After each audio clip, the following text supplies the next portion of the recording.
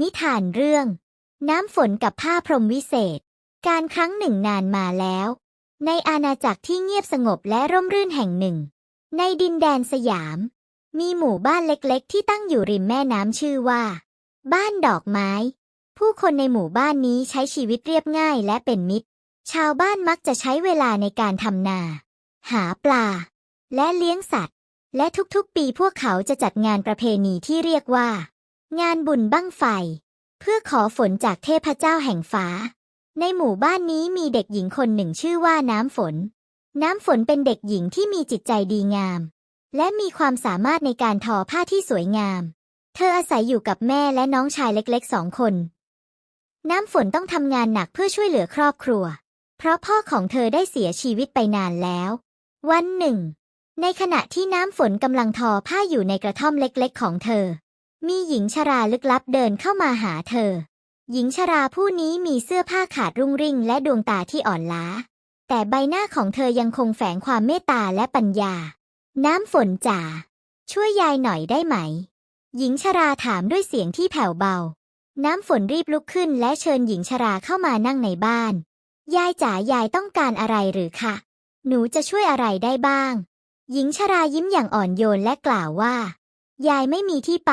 และไม่มีอาหารกินยายขอพักที่นี่สักคืนได้ไหมน้ำฝนไม่ลังเลเธอเตรียมอาหารและที่พักให้หญิงชราอย่างรวดเร็วหญิงชราขอบคุณน้ำฝนด้วยน้ำใจที่เต็มเปี่ยมและกล่าวว่าน้ำฝนเจ้าช่างเป็นเด็กดีและมีเมตตายายจะตอบแทนเจ้าด้วยของวิเศษ1 อย่างเลือกสิ่งที่เจ้าต้องการเถอะน้ำฝนคิดอยู่ครู่หนึ่งแล้วกล่าวว่ายายจ๋าหนูไม่ได้ต้องการสิ่งใดเป็นพิเศษหนูเพียงต้องการให้ครอบครัวและชาวบ้านมีความสุขและมีความอุดมสมบูรณ์หญิงชรายิ้มอีกครั้งและกล่าวว่าเจ้าเป็นเด็กที่ใจดีจริงๆในเมื่อเจ้ามีความปรารถนาที่บริสุทธิ์ยายจะให้ของวิเศษที่จะช่วยให้เจ้าและหมู่บ้านเจริญรุ่งเรืองหญิงชราหยิบผ้าผืนหนึ่งออกมาจากกระเป๋าของเธอเป็นผ้าที่ทอด้วยลวดลายดอกไม้ที่งดงามและมีแสงเรืองรองนี่คือผ้าพรหมวิเศษหากเจ้าใช้มันทอผ้าความอุดมสมบูรณ์จะมาถึงหมู่บ้านของเจ้าหลังจากหญิงชราจากไปน้ำฝนได้ใช้ผ้าพรหมวิเศษในการทอผ้าของเธอและเมื่อเธอทอผ้าเสร็จความมหัศจรรย์ก็เกิดขึ้นฝนตกลงมาอย่างชุ่มฉ่ำนาข้าวเริ่มเขียวขจีปลาในแม่น้ำเต็มไปหมดและชาวบ้านก็มีความสุขและความเจริญรุ่งเรืองหมู่บ้านดอกไม้กลายเป็นที่รู้จักไปทั่วประเทศ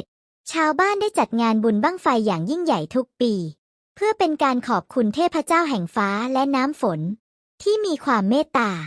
และนี่คือเรื่องราวของน้ำฝนและผ้าพรหมวิเศษที่แสดงให้เห็นถึงความเมตตาความดีงามและความเสียสละที่สามารถนำพาความอุดมสมบูรณ์และความสุขมาให้กับทุกคนหากมีข้อผิดพลาดประการใดขออภัยด้วยค่ะขอบคุณที่รับชมรับฟังค่ะ